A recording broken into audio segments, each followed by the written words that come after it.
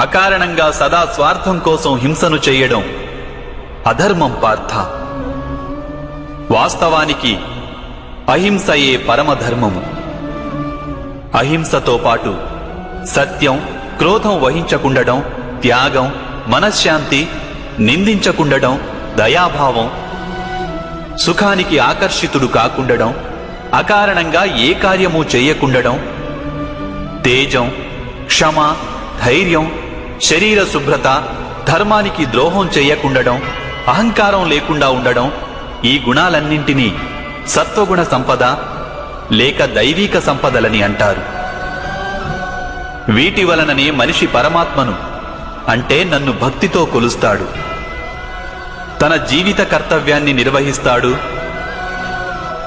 ధర్మ సంస్థాపన చేయగలడు, అలాగే కర్మఫలానికై ఆశను త్యాగం చేసి జీవిస్తాడు. వానికి నేను నిస్సందేహంగా ఈ జన్మలో ఆనందాన్ని అందిస్తాను, మరణించిన పిమ్మట వానిని నాలో ఐక్యం చేసుకుంటాను.